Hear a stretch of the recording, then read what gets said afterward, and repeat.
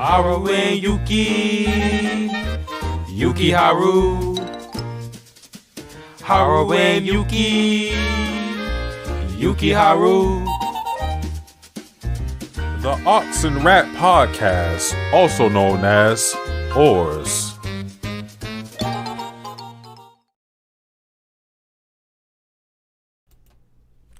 What is going on, people? Satsuki the Savage here, joined with my co-host Perry. This time taking the name Pepper Jack Prince. What's good, Perry? Hey, nothing much. You know how it is. Pepper Jack Prince here. New week, new cheese. Let's get it. You know what I'm saying? Sixth episode of Fruits Basket. Back with the Ox and Rat Podcast. A day late, but we here. It's a lot to cover with this episode. I do want to say though, like this don't got nothing to do with the podcast. I'm getting a little burnt out because I'm watching 10 anime this season, including Fruits Basket. I'm watching this, To Your Eternity, Eden Zero. I'm watching so many things that, like, we on the 6th episode, so it's the halfway point for a lot of other anime. Of course, not Fruits Basket because we think it's going to be like 25 episodes. Still no confirmation, but we at the halfway mark pretty much for the season, and I feel the fatigue is creeping in there. So like I'd even attempt to rewatch this episode because I was like, nah, I'm trying to get off of anime low key. Yeah, I feel you, man. QRW6 said, "What up, Satsuki and Perry? Had this intro been here because this is my first time seeing this." Yeah, we've had this intro since the first episode of the Ox and Rat Podcast. Try to do a little Ruby and Mats and Ruby parody with that. So hopefully y'all like that. But yeah, so what we need to cover first with this, I think we need to ask the question of, how do we feel about the Reen haircut? Oh, it looks a lot better than what it was like 2 weeks ago. I'm just glad she got it fixed up. I was like, they can't do my baby Reen like that, cause that's not her hair. That's not her. She ain't fashionable. She ain't like that. No, but the question is, do you prefer over her long hair? That's the real question. Oh no, I think the long hair was magnifique.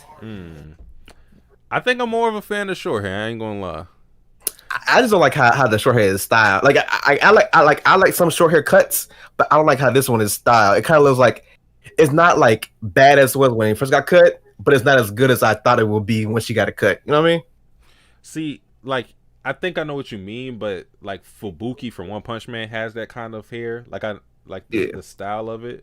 So I don't know. Like, maybe it's just because I'm not like a huge fan of the long hair. Like, when I look at Reen with the long hair, I'm like, it's cool, but you know, it could be better.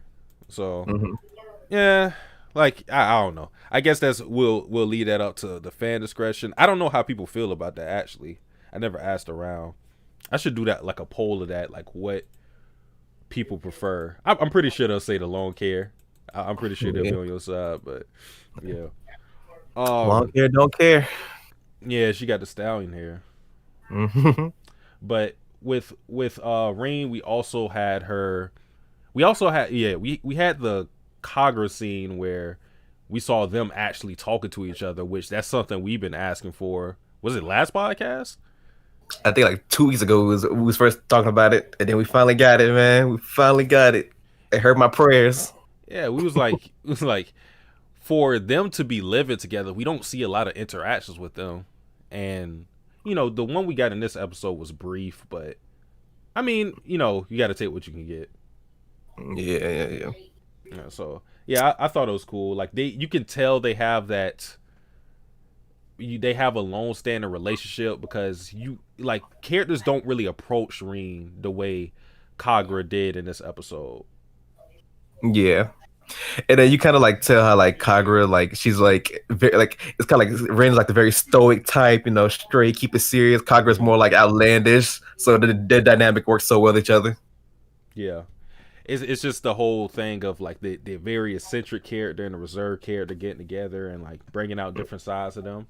And to a lesser degree, that's also the same with Reen and Toru, because we got that in the beginning of the episode, and you know, it was pretty cool how Haru, like when they were interacting with each other, and Rin was like real standoffish towards Toru, and then Haru was just looking at the situation like, damn, they're really close. Like if you just took the interaction between Toru and Rin out of context and you just saw it without like knowing anything behind their relationship, you'd be like, damn, like why is she acting this way towards Toru? Does she hate her?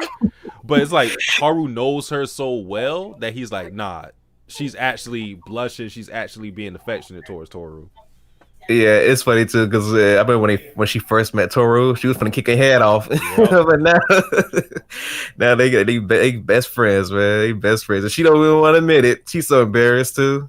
Shoot, they had like in that house, they had like 3 people who almost hurt Toru. You had Kyo in there, you had Kagura in there, you had Rin. Yeah, man, it was not her day. She was getting beat up the whole episode. Oh, is she gonna get more to come?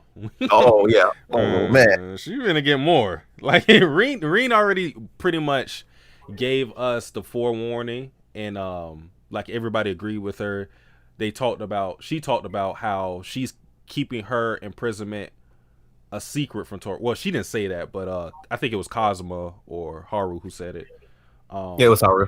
Yeah, how she didn't want to tell Toru about that because she was scared of, you know, Toru trying to do something, and we already know what's up with Akito, especially towards women. So she didn't want her to touch that. Smoke demon Akito herself. Dog, I keep saying, the minute Toru and Akito meet up again, Toru is getting hurt. There's no way Rin has gone through all of this where she's nearly died twice, and Toru's going to get off scot free. Especially when Toru's not a Zodiac. She's not really associated with them when it comes to like family clan ties. And Akito told her to her face, stop meddling. And then after that, Toru still continues to meddle. Nah, Akito is going to damn near murk Toru. Hey, it's funny too because after the episode, I think it was like a little scene with Toru was like reminiscing about Akito telling don't meddle. Yeah. Toru said, "I'm still gonna meddle. What you gonna do?" Yeah, like I love that about Toru, but eventually the fairy tale story of Toru breaking the curses and everything being happy, eventually that's gonna come crashing down. Like Fruits Basket has told you, like everything ain't gonna be sweet all the time. Like pretty much this episode was pretty dark. Like we switched tones pretty quickly within this episode. This episode was wild because just like it was like a roller coaster for me. It was like, all right, happy go lucky Toru and Rin, and just like down up down and just whoo. Yeah, man. I think the minute Shigure stepped in and imposed his presence into the story, that's when like things started to change direction, because it was pretty much like he confronted Rin, and like the way he was talking, it was in a very taunting manner, because he was pretty much like, what did you really get out of that whole situation? Like, what did you learn really? And like he was just being a dick. But the thing about Shigure is he's one of those characters that you can hate his methods, but you can't really hate the message because he's telling the truth. Yeah. I'm surprised he showed his ugly side to Toru, even when she appeared at the last minute. Cause I thought he was gonna like go back to his old like comfort, like smiley face. He gives most people, but he stayed how he was. He stayed how it was. He loves to do that goofball image thing. It's not just with Toru. He'll do it with other characters, but pretty much everybody knows his personality. But Toru is one character who he hasn't really shown his ugly side towards much. A little occasions it'll leak out, but not much.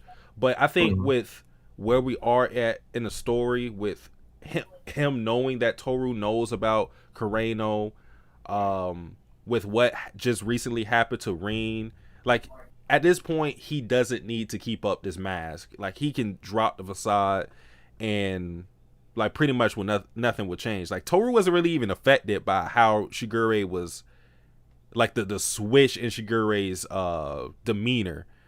Like what he said affected her, but it wasn't like Toru didn't like recognize like, oh, like Shigure is a different person. It's like like at this point everybody's dropping their facades. Like the masks are falling off for everyone. Yeah, and it's also crazy because Mayuko, Utani, Hana, they all told Toru like Shigure is not to be trusted with. Like they was already giving her warnings ahead of time what Shigure really like, and she was saying it's gonna be fine, gonna be fine. And she in the back of her mind had to keep that in mind and know what kind of person he really was. Yeah. So what one of the things he said was about Kyo and how he is viewed in the perspective of the other Zodiacs, and I guess you could say the Soma clan in general. Mm-hmm. Wait, before you go there, can we like lead up to that moment? Because the first thing you talked about was like the Zodiac curse stuff, like it breaking, it then kills fate regardless of it breaking. So you'll go through that way. Yeah. You could start it off. Okay. So I think the first thing we learned from this episode between Rin and Shigure's conversation is that the Zodiac curse is breaking on its own. Mm-hmm. So that kind of like takes away most of our theories about how the curse is breaking because it's just breaking regardless. Yeah. And we also go ahead, my bad. I was gonna say we've been theorizing about this the whole time, and then like it just turns out it just breaks on its own. I was like, yeah. At first, I ain't gonna lie, I didn't like that at first, but when he mentioned that all the Zodiacs were alive at the same time in this generation, I kind of warmed up to the idea. I was like, okay, at least you gave us that to make me know that this is an oddity, this is an anomaly, because I was like, why are the curses breaking now? Is it just literally because of plot convenience, because of like the characters that we're dealing with? But when he said all the Zodiacs are here now, I was like, okay, fine, all right. Okay, it's that. But my only problem was, like, I wish this point of them all being alive at this time was something we've seen, but because Fruit Bat's always been a good series about like setting things up beforehand. Because any kind of reveals, we kind of like get breadcrumbs of it before. But this one, I wish there was something in the season 1 or 2 where like one of like Akito said it, or like somebody higher up in the family was saying like, oh, all the Zodiac members are here now. We can finally like have, you know, this is a great monumentous year. But what's this between this year and like the last like 3 years? Because even if you go back 3 years ago, Hero's still alive, Kisa's still alive. You know what I mean? It's like what makes this year the year where everything's like said and done? See, is it because the cat? I don't think it's this year that like everything is changing. It's just that's being brought to our attention because the curse broke. It started breaking with Kureno, and like I'm trying to think who is like the youngest Zodiac. Is it Kisa? Yeah, it has to be Kisa. Yeah.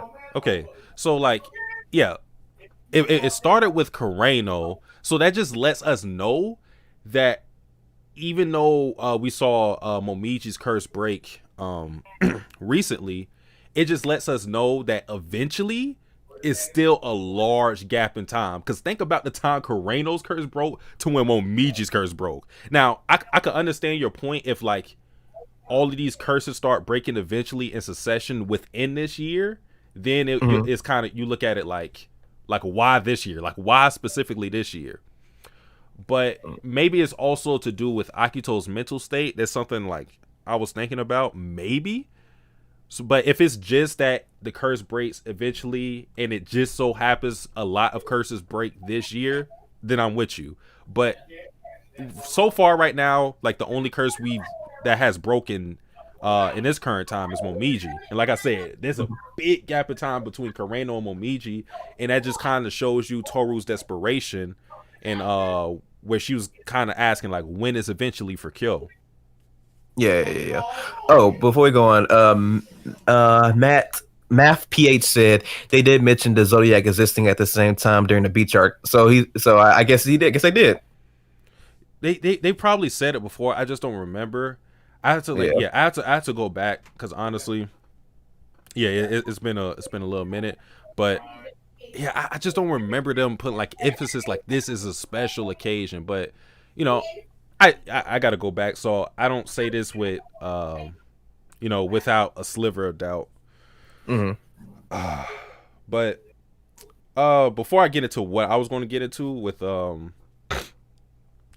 well, actually no, let's go back to it. what Shigure was talking about with his conversation with Rin, because he also said that he was taunting Rin on the fact that she went to Rain on information, and he dropped the bombshell like, she doesn't know anything about the curse. And the way he said that with so much certainty, remember when I was talking about like how like the reasons he was sleeping with Rain? I was like, I do think he's telling the truth that he did it for getting back at Akito, but I felt like there was something else to it. And the way he said it was like certainty that she knows nothing about the curse. I think that was one of the things he went to Rain for, to find out more about the curse, and then he ended up sleeping with her and he learned nothing. So like I think he tried to kill two birds with one stone with that, because like for him to say that with no doubt, like she knows nothing about the curse, I'm like, she has to have told him straight to his face that she knows nothing. Yeah, I wondered, did like Ran see see Shigure's Akito's favorite and said it was like, hey, you want to know the curse? I'll just sleep with me and I'll tell you the curse. Yeah. And Shigure was like, yeah. I think what your theory about the two birds one stone makes perfect sense in that regard. Yeah, because it works out in both of their favors, because Shigure gets back at Akito, Rain gets back at Akito, and Shigure could possibly find out something about a curse. So like it works in everybody's favor in there. But like he went on to say like they're very, very close. So is he just like, if he's just talking about them having that one night stand, I'm like, wait, that don't make you very close like that. So like, is he still talking to Rain on an intimate level? Nah, that man's so confident. He said, "Well, we close, man. We very, very close." Like he's like, I was putting it down. He was. Shigure is dirty, man. Yeah, he is filthy. That's a bad dog. That nigga need to get put down. Yeah, but another thing that was crazy about this, because like I didn't know like everybody in the Zodiac, all the Zodiac members knew Kyo was gonna be locked up. Yeah.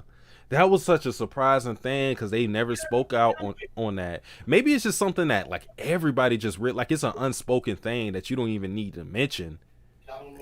I guess so, because like that's crazy. Because like I don't know how to process, because it's kind of like I guess why the Yuki and like people like this, people who know Kyo know this, and like, yeah, he gonna be locked up anyway. Go, like that's crazy. Mm-hmm. But what Shigure said, like I said, you can hate the methods, but his message is right. How other Zodiacs view him as his sacrificial lamb, where he pretty much said like Kyo is a gift. He's like a sacrificial gift that they can pin all their problems on him, and then they kind of just look the other way. Like that's pretty much probably how other people view him. I mean, we seen people like Yuki get a better relationship with him. Kagura have a more intimate relationship with Kyo, but we haven't seen Kyo have like a special relationship with all these other Zodiacs. So it would make sense that they just view him as like, bruh, like Shigure said, shit, better him than me. Like I don't gotta go through all that. I'm good. That boy Shigure say, tick tick tick. How much time that man got left? Yeah, they like if we could keep Akito's wrath off of us and it goes on Kyo, we're fine with that. He's the Cat Zodiac. That's your role. That's pretty much how they play it. Like, have you ever played the game Old Maid? Or do you know about Old Maid? Yeah, I know Old Maid. It's just like that game where, like, for anybody who's never played Old Maid, so you play with 52 cards, or you play with you play with a 52 card deck. And basically how you play the game is like you match pairs and whatnot, and the person who loses, because it's more of a game where, because you could play with more than two people, it's more of a game that there's one loser but there could be multiple winners, and whoever has the Joker at the end of the game, depending on how you play, it could be another card, that's the person who loses. And Kyo is like that Joker. It's like everybody's trying to like get that nigga out of their hand. They're like, bro, like we not trying to take the L. They just trying to push him off. And it's just like that's the role he plays.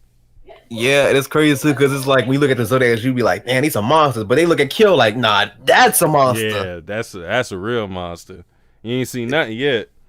Yeah, you seen that man transform? He stank.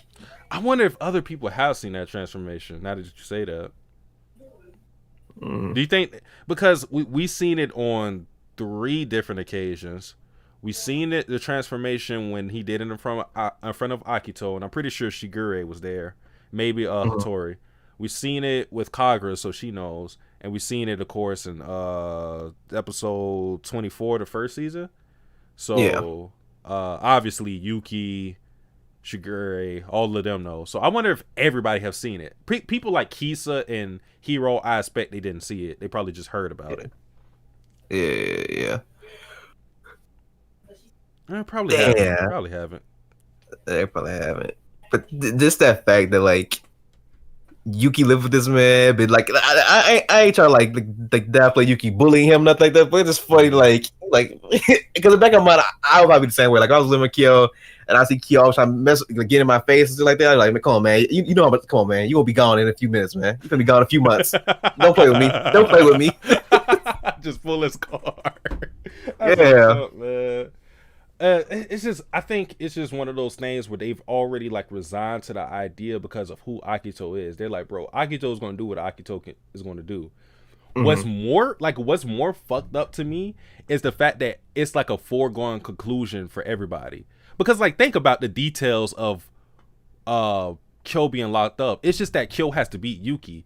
People are resigned to the idea that Kyo can never do it. That's what's more like funny and kind of fucked up to me. It's like, bro, Kyo's been training. Yuki don't do shit no more. We know he trained with Kazuma, but he doesn't do shit anymore. He doesn't train or anything like that.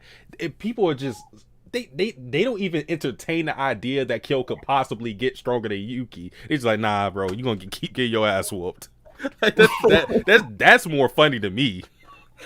Nah, it'd be more fucked up if Yuki knew like Kyo's situation, like he had a bet that he was gonna beat, that he had to beat Yuki, and Yuki still giving his all. Like I know that was kind of like you know, give my man a bone or something. It's probably. I wonder how they're gonna work that. I wonder how they work that out. Like, let's say if Kyo beats Yuki like on an off day or something, like while he was sick. Like, how would Akito like validate that? Like, will Akito be like, nah, let me see it. Like, I gotta see you beat him up. And then like Yuki tries to like throw the match, but Akito's like, nah, nigga, you wasn't working to your full potential.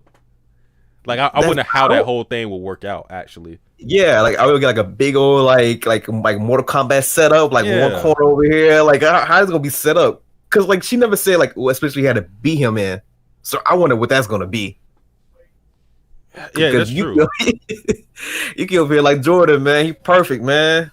That's true. I don't think they specified what he would have to beat him in. Because the first thing I went to was fighting, which, you know, they've been fighting for the main series and Yuki been beating them down. So like that's why I came to that conclusion. But like if it's in some other shit, that'd be interesting. Like beat that nigga 1-on-1 on basketball. Like that'd be funny.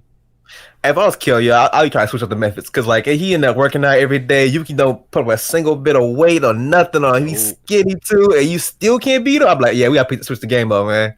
Pick something like any specialty right here. Well, all right. I also want to talk about No, this is just gonna be a small point.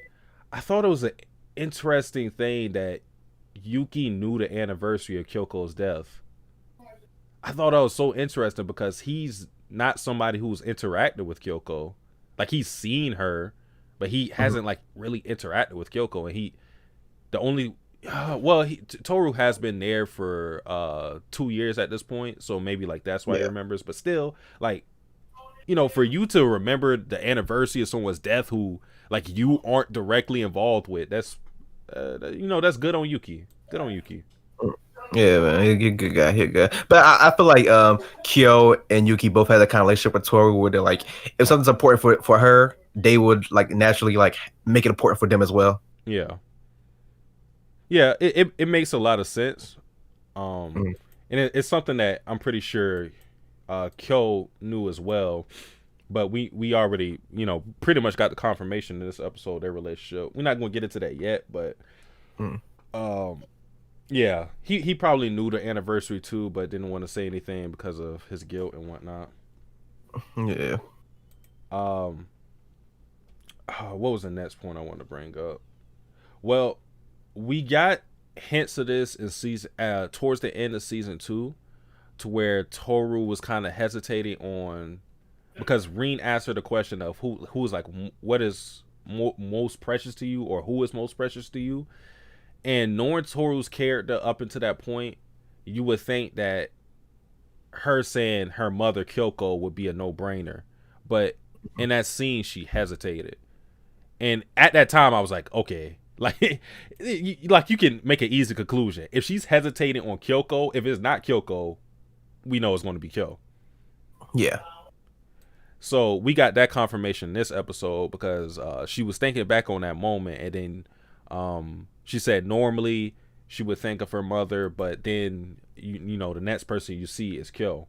So you can see that she's having wavering feelings on who is most precious to her, and it's more than just her feelings on the matter. It's also like this devotion to the idea of Kyoko because of her death, and the fact that she doesn't want to lose like the memory of Kyoko, and she feels like if she is replaced as her number one, that's in danger. Yeah, and we really get this when we get the talk between Toru's grandfather and Kyo, because he talks about like how he even noticed because Kyo mentions to the grandfather like, why do you keep calling Toru Kyokai? This hurts her, and you should stop doing that. But he explains to him that like the reason why I call Toru Kyoko is because I don't want her memory of her to disappear. Because after her death, I realized that Toru was slowly losing the memory of her mom, and I didn't want that to happen. So that's why I always say to remind her. And that moment was so like, man, the grandpa is a great dude, man. He a great father. He a great grandfather for Toru. Yeah. It brought back that plot thing. It wasn't even a plot thing at the moment. It was like you could confuse like the grandpa calling Toru for like he has like dementia. He's getting old, so he's confusing the two. Like you can make that. I don't want to call it a mistake, but you can make that assumption that it was based on that, and it kind of made you go back to those moments and made you reevaluate all those times he called her Kyoko, because it was done to keep Toru intact, because she was slipping away as her mother. After her mother's death, and it's kind of like that him calling her Kyoko is just a reminder that her memory is still there, because she feels like things are like slipping away. She doesn't live in the same apartment. She doesn't have those same things in that apartment. All she has is that picture. So if that's lost, then she feels like Kyoko is really dead. Yeah, and it gets to the point where like it hurts even more for her, because like this go later on in the episode, but when you learn about Toru's mannerisms and like why she like talked the way she talked, really, it's just it's crazy because like these episodes, this episode, I like this episode so much because of the Toru thing, because it's Toru's like flaws being shown out to everybody in the world, and like seeing like, okay, Toru is not this nice girl that we think she is. Like, she actually has character flaws that makes her more interesting and makes her more human. Because before, like, even Akito said it, like, Toru is too perfect. Like, she's kind of like a monster in her own right. And we see kind of that like nature in her character. Yeah.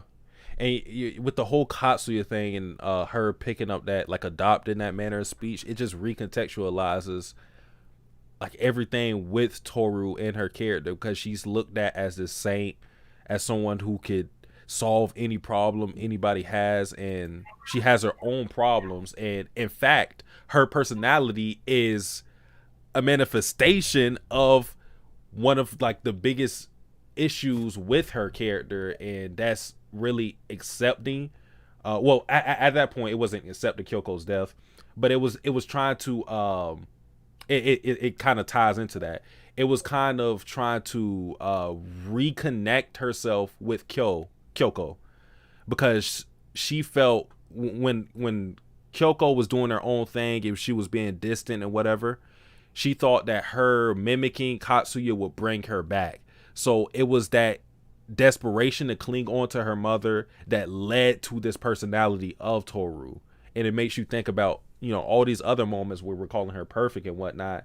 And the basis for that quote unquote perfection is based off this big character flaw with her. So I thought that was brilliant.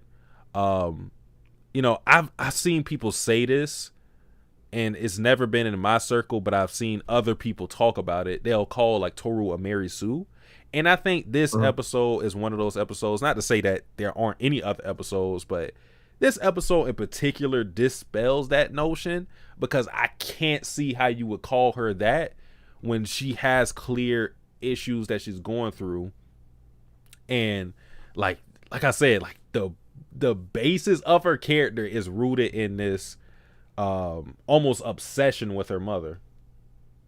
Yeah, because it's like you see a young Toru with a mirror practicing, and it's crazy, because even the grandfather mentions, like, when her other relatives made a remark about her, she might not be Katsuya's real daughter. She took that to heart. Yeah. And she said, okay, bet I'm gonna have to, like, if they don't believe I'm Katsuya's real daughter, maybe my mom thinks the same thing as well. Maybe I have to, like, imitate this man who I have grown to hate because of him taking my mother away from me. Even when he's gone, maybe I have to become him to keep her here, so she won't have to go to him but stay with me. That is crazy. Yeah, it's like it's the fact, because they say, like, oh, okay, she doesn't look like Katsuya's kid. So her line of thinking was, if I don't look like him and I can't really, like, change how I look like that, I can at least act like him.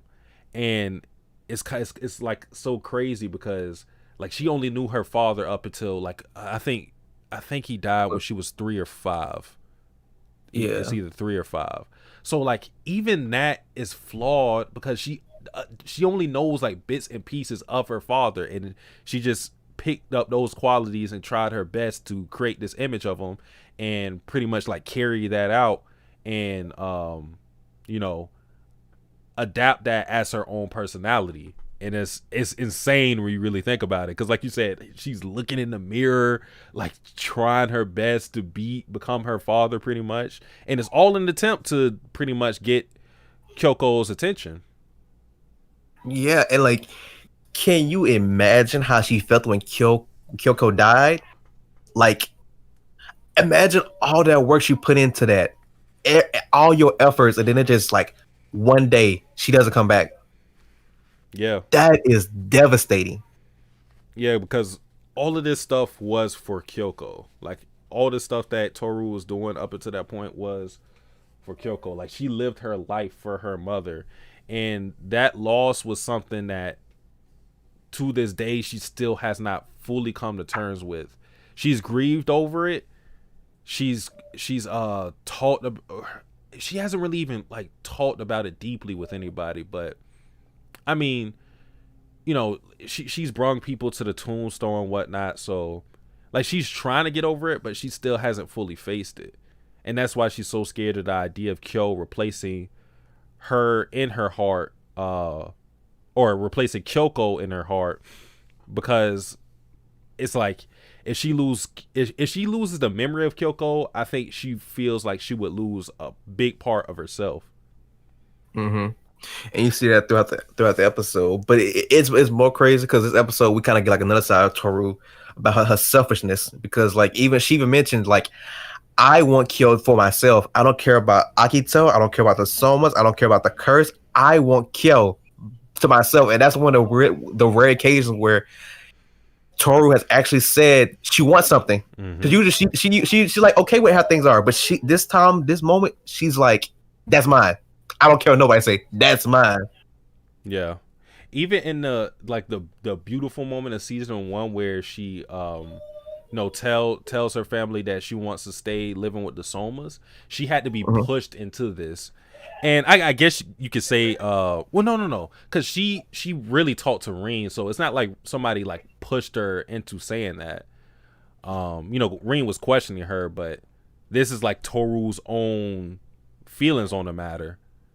So like, yeah, this one of the rare times that Toru has expressed her own desires. She doesn't really do it often, but yeah, with Kyo, it's pretty much like Kyo's curse breaking is my priority. Making sure he doesn't get locked up is my priority, and it makes sense. Like, if you're going to prioritize any of the Zodiacs, prioritizing Kyo makes the most sense, because while these people are affected by the curse, they're not affected to the same degree Kyo is.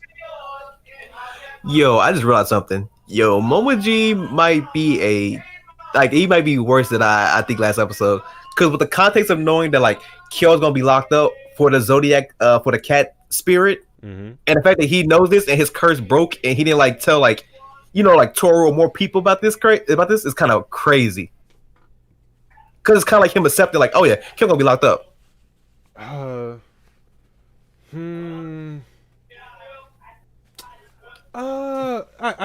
guess so. I think the issue is just that nobody knows how it broke.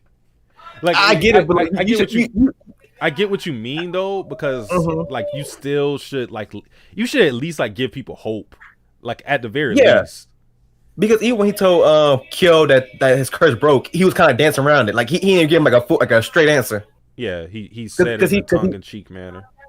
Yeah, he was like, "What if I said my curse got broken?" Like something like that. Like that's crazy when you realize that like that's my life on the line. Like I could be locked up. Like don't play with me. Like don't play with me about that. And two though, I think Momiji, because he said like, I'm not going to stay by your side forever, Akito or whatever. So like he's doing it now. I think another question we got to ask, like, when does he plan to tell everybody on about that? I imagine they will find out about the curse before Momiji says anything. Like maybe he won't be the one, so it won't really matter. But I kind of want to know like when he would even like say this information, because if you do it like after Kyo gets locked up, like then it's just like, all right, bro. Yeah, that's wild. Like he's just saying like, I'm forgetting something. So you just see like chains in the background getting locked up. I'm forgetting something. What was it? Nah, I can't be that. Oh shit. It'd be crazy. But then too, thinking about it, well, Momiji doesn't know this, but let's say if he came to the conclusion that the curse will break eventually. While it may give you hope for that moment, it can also give you like it can also give you false hope too, because like since you don't know when the curse breaks, like imagine Kyo is locked up and then like every day he's just like hoping the curse breaks. It like, I don't know, like having that idea that the curse is going to break and it just does not come, that might hurt you a lot too. Obviously, like I said, I don't know if Momiji came to the conclusion that the curse will break for everyone eventually, but if he did, then I could kind of excuse him withholding that information a little, but it still is odd. I ain't gonna lie, it's odd. Yeah, it's odd. That's crazy. Yeah. Oh, another thing I want to talk about was like Kagura's like. Well, I want to talk about more like what is Kyo's teacher called? Shisho, right? Shinsho? Kazuma. He calls her Shisho though. Yeah. Kazuma's and grandfather and his relationship with Kazuma's grandmother. So in the episode, we learned that Kazuma's grandfather was locked up for being the cat Zodiac, but we also know that the woman who took care of him for pity. Like she felt bad for the cat Zodiac, and that kind of like. It's kind of parallels Kagura's love for like Kyo. Yep.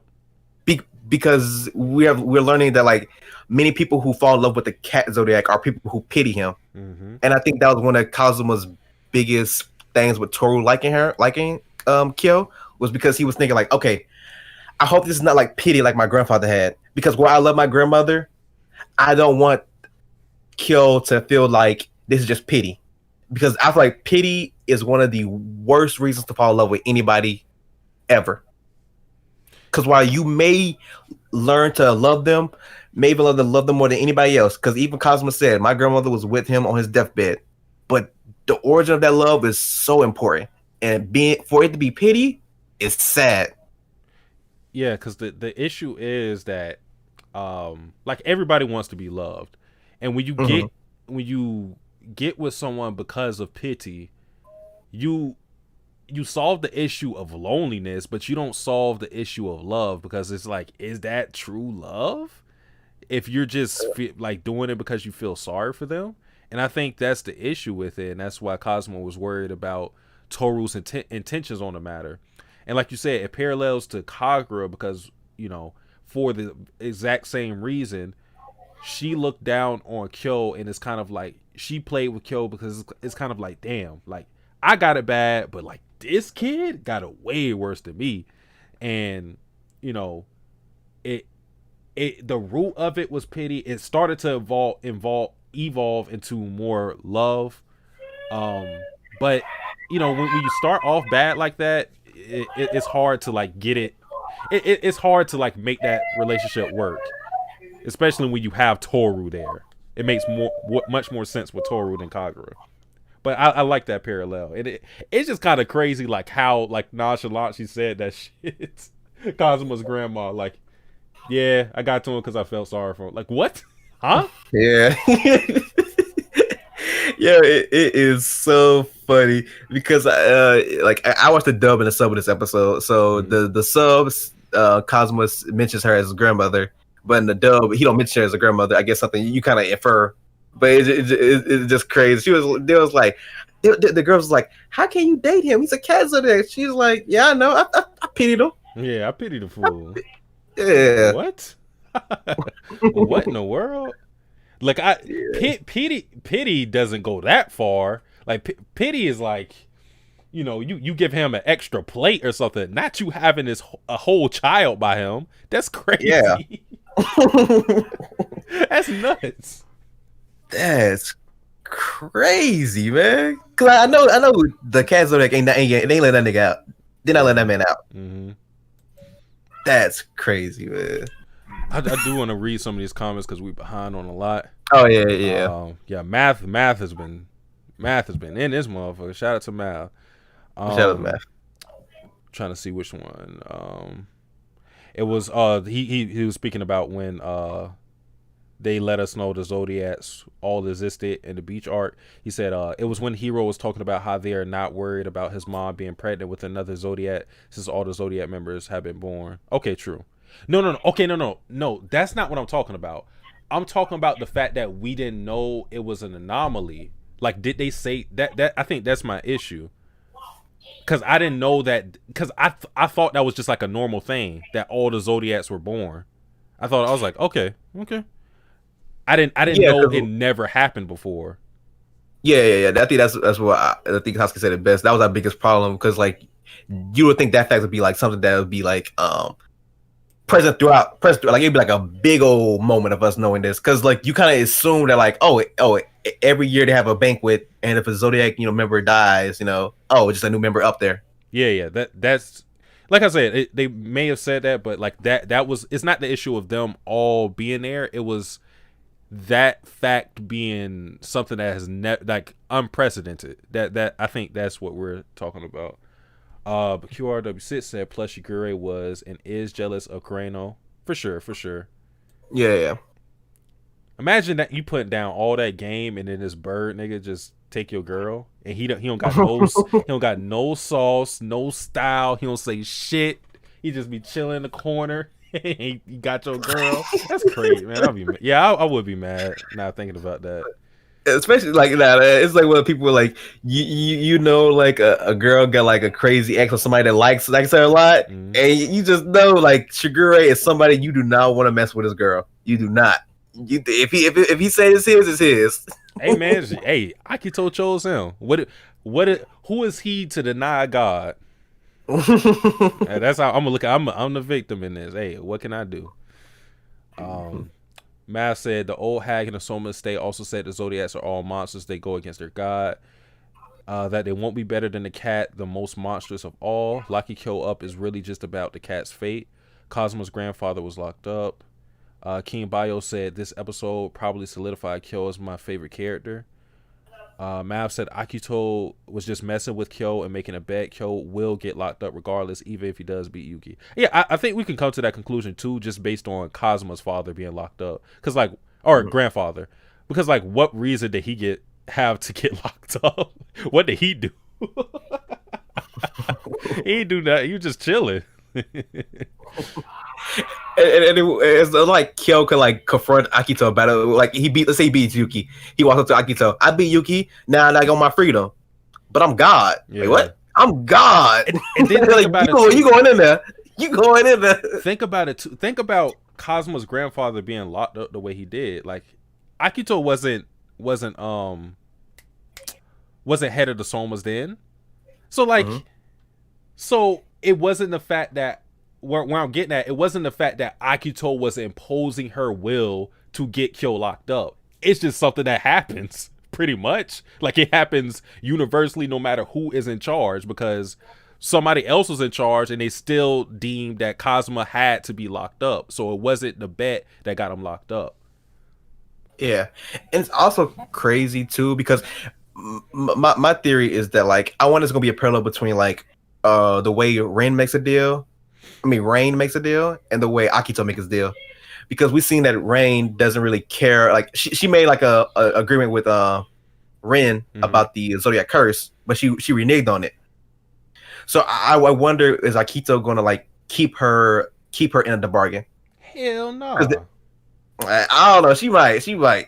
Man, Akito is a lot. Like Akito is a straight liar. Like when she went to Haru and straight up lied about Rin being locked up, I was like, I didn't expect her. I don't know why, but I didn't expect her to lie in that moment, because like I was thinking of the fact that Akito has this mindset that I'm a god. Like fuck, I gotta lie for. Like you can't do anything about it anyways. I thought she was going to take that approach, but her approach was no. I'm your god. I can lie to you, and you better believe that lie. I was like, okay. Oh, shit. I ain't gonna lie. When she was talking about like I ain't do it, I tell you I ain't do it, and she was getting upset about it, I was like, oh, maybe she didn't do it. Maybe Rain betrayed her. And then did Kureno open that door? Yeah, she did it. Yeah, she did it. He's like, Kureno's like, Akito, stop playing, bro. Stop playing. Damn. And she was like, oh, you ruined my fun. I almost had him. He was gonna be at the door in my arms. Bro, like Akito, nah, man. Akito's something different. Mav said in this episode we saw Toru's true form. QRW6 said Toru's definitely the center of this episode. King Bayo said Toru as Kyo over Toru as Yuki.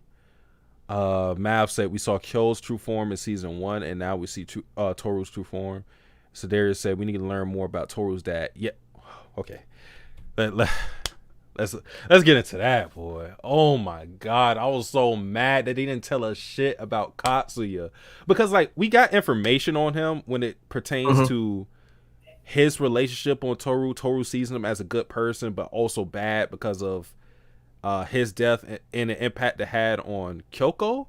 But I was like, we still didn't learn anything about him. I was like, oh my, like how I didn't expect us to find out about the curse before we found out about Toru's father. That is crazy. We know like next to nothing about this dude still. All that we know about this dude is his name. He's a nice guy. He talks in a very formal Japanese way, and he has a particular hobby. That's it. Peculiar. That's all we know. Peculiar. Because that distinction, when he said peculiar habits, I'm like, okay, something's up with this dude.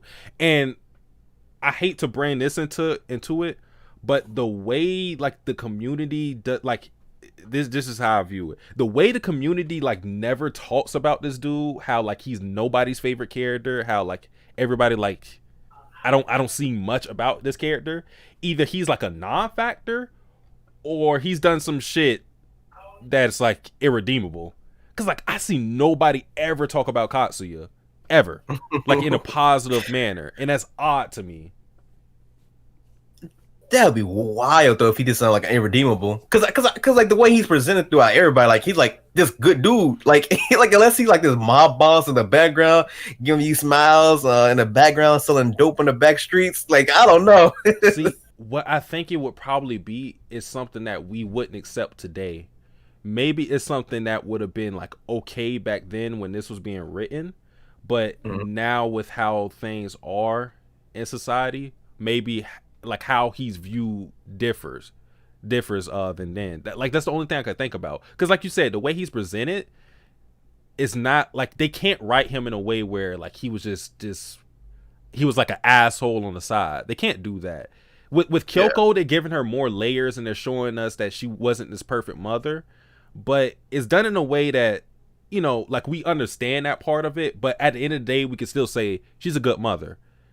I don't know how they can do that with Katsuya. So I feel like whatever he did was maybe like okay for whenever he did it, but now our opinions on that changed. I still don't know what it is though. Yeah. And my worst fear is that we get nothing from him. That's my worst fear. Oh my god! If we don't learn nothing, I'm gonna be mad about that. I ain't gonna lie. Because it will kind of like, because I know we talked about this about the series about other characters like Ritsu not getting enough shine just because of the fact that like there's a lot of characters. So I wonder if he'll get kind of similar treatment where like he gets like a little bit, but we never get like a deep dive into his character. But that would be so trash because Ritsu is almost shafted by design because I feel like they just don't have anything to like give Ritsu in terms of the plot. Katsuya has he has a clear impact on the story because he's Toru's dad, so he's right there in terms of like his death having his death is the reason why Kyoko pretty much abandoned Toru for a time. So if we like learn nothing about him and it's just that like, you know, he like we just got the information we got, I'm gonna be like, come on, bro. But I've been told that he has more weight to the plot.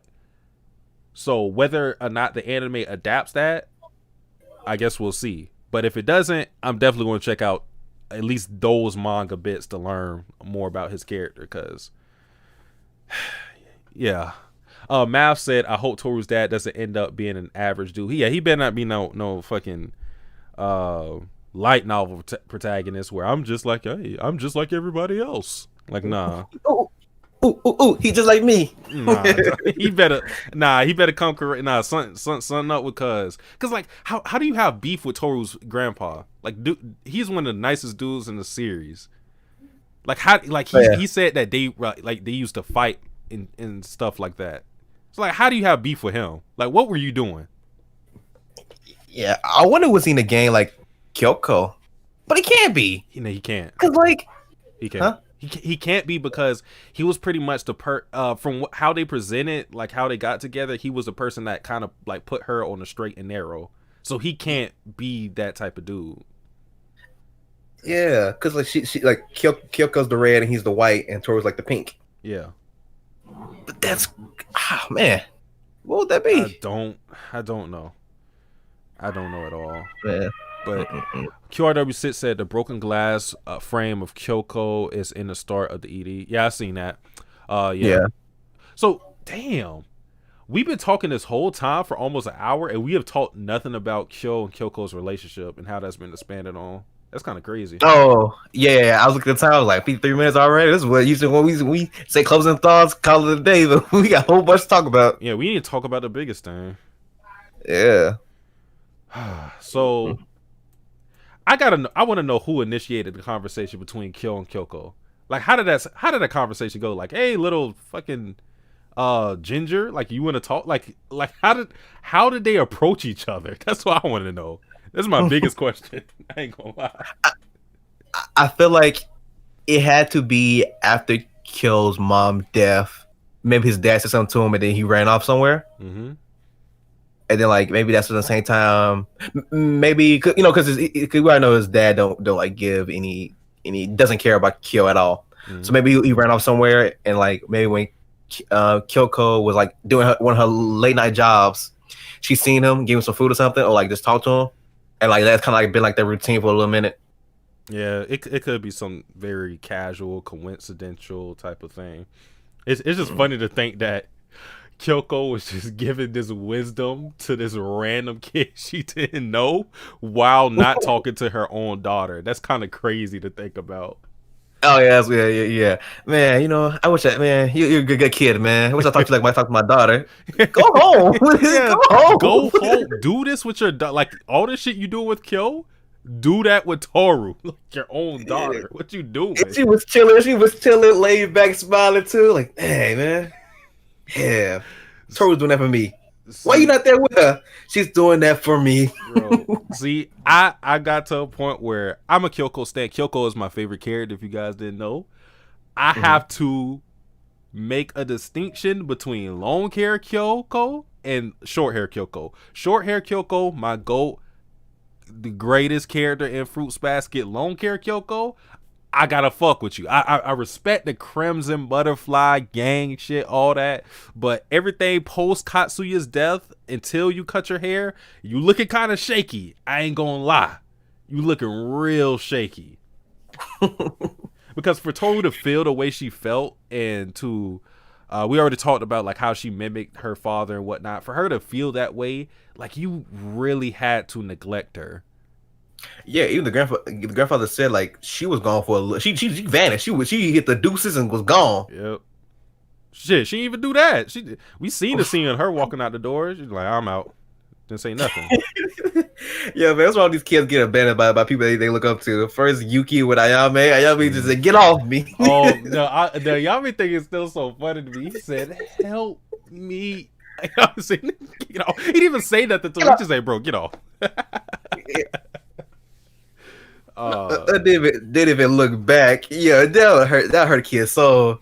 Man, man, these Fruits Basket, man, like the only parent that has been like consistently good is like Kazuma. We haven't seen too much of Kagura's mother, but she's we never seen anything wrong with her. We never seen anything wrong with Hiro's mother. Yeah. That's about it. The crazy thing is, the person got probably got like the worst personality, like as a person, has like the best household situation. Wait, who was that? Hero. It just personality wise, like he got the nastiest person. Yeah. Okay, I got you. Yeah, man. It hurts. It hurts, but you know that's what I like about Fruits Basket. It doesn't make everybody this like fairy tale-esque person where they have no type of flaws. Like you're going to see gray within that character. They're not just going to be one note. So I like the fact that Kyoko isn't just the perfect mother, and we can see a lot of what we got from her character was based on this ideal image that Toru has been making of her mother, because she doesn't really talk about the bad times with her, and they exist, but she doesn't like look at those, and she doesn't try to remember that, but it's there. Yeah. I also like this episode about Kyo, especially about the way like he kind of like pushed Toru to like open up more about her father and everything else. First person to do it. Like, yeah. Because like Hero tried to do it, and Toru said, "Nah, I ain't ready for that." Yeah, I'm good. I ain't ready. I'm good. Yeah. Mew? Nah, I'm good, man. I'm good. especially Hero, you asshole. I'm not telling you nothing. Yeah. I was gonna say, so first let me read the comment, because like, man, okay, we got another one on your head, Perry. Man, what y'all got against Perry, man? Rant said, "Fuck Perry." Shout out Satsuki. You know what's crazy is as always, fuck this Perry guy. But last few weeks I did this podcast. You know, my name's been different names. This week I'm the Pepperjack Prince. Rant, man. Yeah, you come for the king. You gotta come correct, man. Yeah, you gotta come correct. Yeah, next time at least get his name right, because that just shows like, come on, bro. You can't just shoot. Yeah, Rant. Yeah, come on. You can't get lazy. In the dark. Yeah, 'cause, damn, it's like y'all copy and pasting these comments, man. At this point, Yeah, it's the same thing. Fuck Perry, shout out Size. Y'all gotta switch it up a little. yeah. Him, Stone, and Key, they copying each other homework. Yeah, yeah. But yeah, with the guilt of Kyo and whatnot, we saw through his mind that we saw Kyoko like laying there in a pool of blood, and he's like stepping in it. We don't know the details of everything yet, but at the very least, we finally got the confirmation he was there when Kyoko died. I think everybody and their mama like could come to terms with that. Like that wasn't like a big reveal. It was just the fact that when it happened. I think what's the shocking part of it was, and we got this line too towards the end of season 2. The line of like how I titled the thumbnail of Kyoko saying, "I'll never forgive you." How did you interpret that line? Like, why did you think that was said? Oh man, man, that go different ways. Because for me, I think that like I wonder, did she try to hug him and then I hope it's not this. Like I hope it's not this, because if it's this, that she tried to hug him and he pushed her away, or like the beads was coming off. I hope it's not that. And she was like dying. She's like, "I'll never forgive you." I hope it's not that. I hope it's not that, because that's crazy. I think that's a good conclusion to come to. I think it's either one or two things. Like the scenario that you just cooked up right there. Like even if it's not exactly how you detailed it, I think it's either something where Kyo was a direct cause of Kyoko's death. So that would be a way, like how you said it, that could be a way that was done. Or it's something to where like Kyo is like jumbling up certain things, because like the way Kyoko died is similar to Kyo's mother's death. In that they died in a car accident. Yeah. So like it could be something to where like she died and like he couldn't like handle that. He couldn't handle like being at the being a witness to that, and like he's like jumbling, like he's like kind of like fabricating something in his mind of her saying that. But if we like disregard the fact that it could be like some type of fever dream thing or anything like that, I think we can say that he probably had a direct involvement in her death, and it doesn't look pretty for Kyo right now. I ain't gonna lie. Yeah, because that looks terrible. Like I knew it was an accident, but just actually like seeing like glimpses of it, her bloodied up like that, his stepping on the like that's just man, that's dark. That is dark. For that line to work, though, in a scenario where he's directly involved, it would have to be like she got hit and that was her dying words. Like, because it wouldn't make sense any other way. Like she wouldn't say that shit like as she's like about to get hit. "I'll never forgive you." That would just be real weird. Like it can't be that. So, but I don't know. Like if we were to take that scenario on his face, it just looks weird, because like when Kyo is like stepping in her blood and stuff, like she's laying face down. So I don't know. Like what Mav said right here is what like the scenario I was trying to like convey. He said, "I wonder if Kyo mixed up his mom's accident and Kyoko's accident. Like maybe his mom was the one who said 'I won't forgive you,' but since he saw Kyoko's accident in his mind, he mixed the two." Yeah, that's what I'm trying to bring up, because the situation is so similar. I could see why he would like get confused in a moment like that and like conjure something up in his mind, and he feels guilty because of that. Like maybe he was just a witness and not directly involved in it, but I'm not sure at this point. Yeah, that's what Sadarius says. Like immediately after that, he says, I feel Kyo felt regret that he could have saved Kyokai, but he couldn't because of the curse." That could be another point of his guilt as well. Yeah, But I like the scenario you cooked up with possibly Kyoko trying to hug him, or like maybe taking off almost taking off his bracelet. He like pushes her or something like that. I think that would be very interesting. It would like the drama that would cause would like the minute something that if that was true. The minute that episode comes out, like the Fruits Basket fandom was going to go crazy. Like all the anime onlys, like, ooh, that episode would be legendary. So I almost want that to be true, but I think those are the two options right now. Rant donated $5 and said, "Shout out to the pod though, appreciate you, Rant." Okay, QRW6 said, "I still do feel like Kyo has guilt over whatever involvement he had with Kyoko's passing. Him choosing to be locked up is his form of atonement, but it will be revealed because I don't see Kyoko actually saying that to Kyo. I felt that is what he think Kyoko should be saying to him. It's just like when he wanted Yuki to be this bad person, but he wasn't." Yeah, see, that also makes sense too. That also makes sense. That's why I keep saying like maybe he fabricated in his mind and he just got confused on certain things. But it makes sense for him to have this idea that like he should not, like, you know, because of like who he is and being the cat zodiac, that he shouldn't be forgiven, and that's why he like put those words in Kyoko's mouth. Yeah, and also go back to like the trauma his father gave him by always blaming his mother's death on him. So maybe that's his way of like saying like my father was right. Everybody, like, it's the same thing happened. It's my fault. She'll never forgive me. Yeah.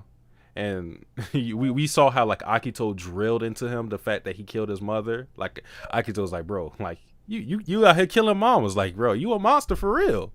Yeah. You know, and like you said, Kyo's father also blamed him for his mother's death.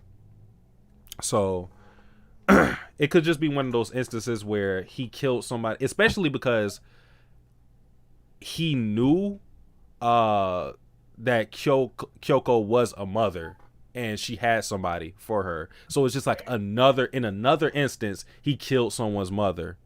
This time someone else. So I think that's I think that's the situation we may run into.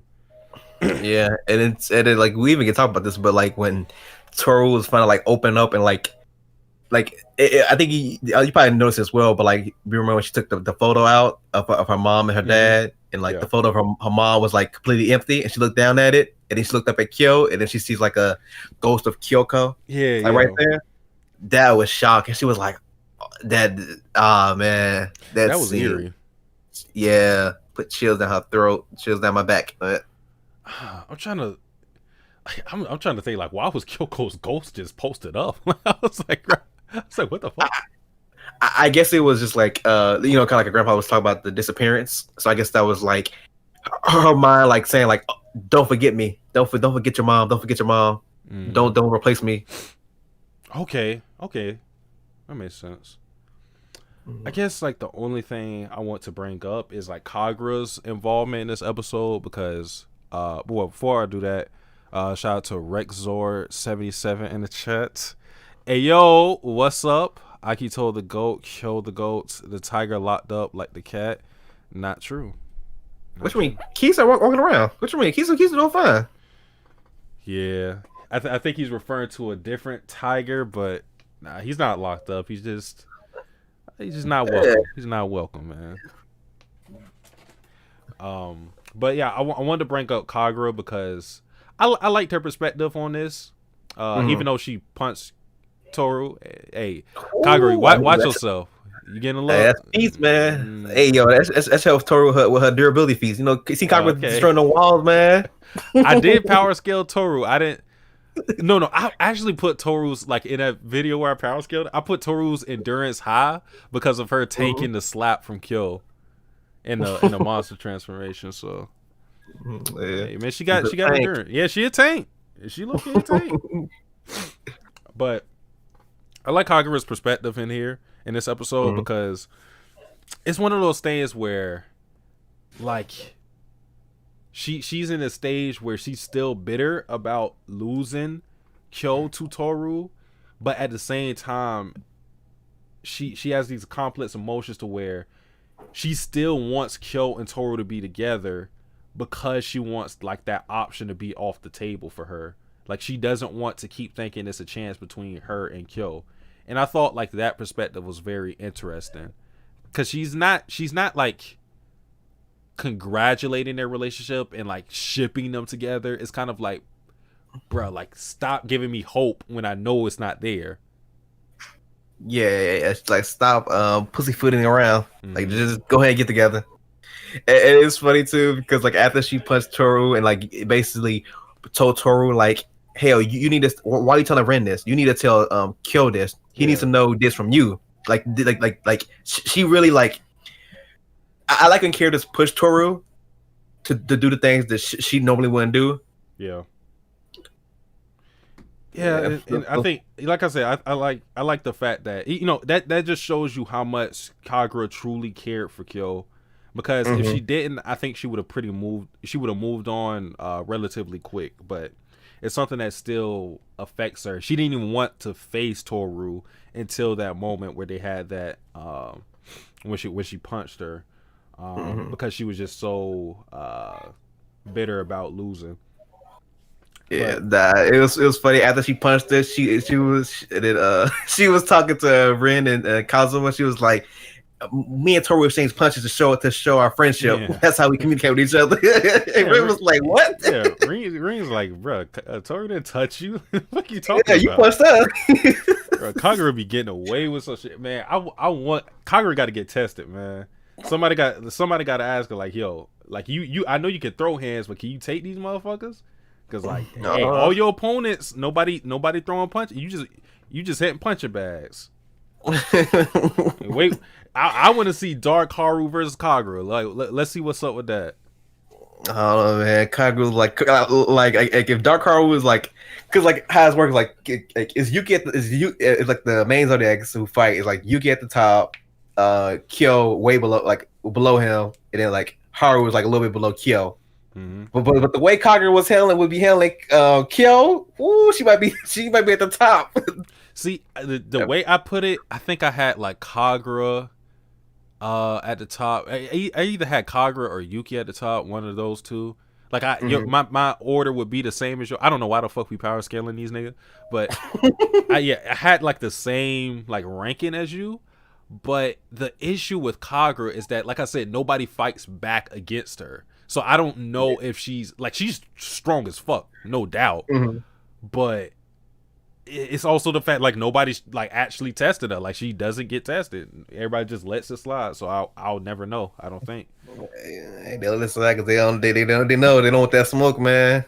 They don't want that. Like, can you imagine in a rage Kagura like for real? Like, yeah, she be doing shit casually too. So casually destroying houses. Like she was. My god, I would have been so mad if I was Kazuma. I get what Kagura one thing. She did clean up her mess. She cleaned up every time. Like she was like, "Oh man, my bad. Let's clean it up right quick." Bro, if I'm Kazuma, I'm be like, bro. Like I know I run a martial arts dojo, but I don't. The only money he gets is from taking care of Kyo. He gets money for that. But I'm like, he's not like these other Zodiacs that got this loaded bank account. Like, leave this man alone. Like, he just want to be like, he is the most chill dude. Like, he don't raise his voice. He takes care of Kyo. He handles his business. He's taking in Rin. Leave this man alone. Like, this ain't Shigure you messing with. Like, Shigure an asshole. Like, fuck him. But like, leave Kazuma alone. He just want to vibe, bruh. And have you noticed Kagura's the only Kagura and Momiji are the only ones without a ship? The thing is with Momiji though, he has like a lot of girls that are vying for his attention. So like obviously like all these characters, they can get someone to fall in love with them with ease. These like Zodiac's like supermodel-esque. Yeah. Like if they want somebody, they get anybody want. Yeah, we're not really worried about that side of it. But it's just, I think it's kind of funny how like Kagura is like the only one who has like nothing lined up. Cause like pretty much with everybody, it's like we go down the line. Yuki has Machi, Kyo has Toru, Kisa has Hiro, Haru has Rin, Shigure has Akito, Kureno has Utani. Yuck. Who am I missing? Ritsu has Michan. That's going to be a ship. Trust me, it's going to be a ship. Cool. Yes, sir. Ritsu. Am I missing anybody? Did I not name anybody? I mean, guess this. Ayame has Mine. Hattori has Mayuko. I think I named everybody. Let me make sure. Fruits basket. I better not get spoiled like a nigga just turns into another Zodiac.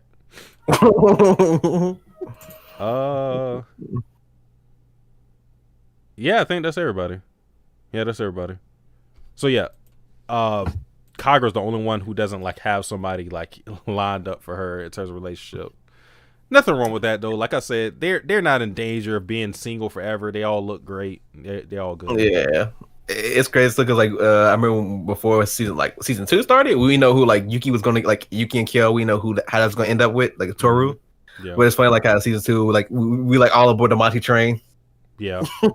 it just I think it flowed seamlessly in season 2. It's just it made a lot of sense, and considering like what Yuki's character was going through in season 2, it's kind of like he gets to be the Toru to Machi, and you know. It's kind of like Toru gave him what he needed, and now he gets to like be his own person and like evolve from that.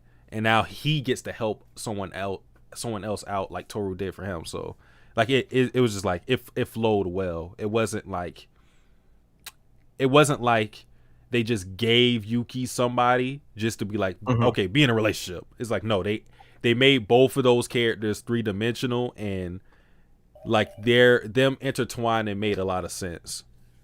Yeah, because without Toru, I don't think Yuki will be like the student council president like his next year. Oh no, No, he definitely wouldn't. He would still pretty much be this, kind of sheltered. Shaq said, "Just say the word and I'll get rid of this Rexor spam bot." Like I call him Rexor. But I think we good, Shaq. So we have pretty much reached the end of the podcast. We've been going for a long time. This is our longest podcast, but I think this episode it might be a turning point in the series. So I think it demanded this amount of. Oh yeah, especially like next week. Oh man, like this week, next week. I think we'll be like a double parter because man. I don't know how that conversation is going to go between Toru and Kyo. Like, are they going to continue it?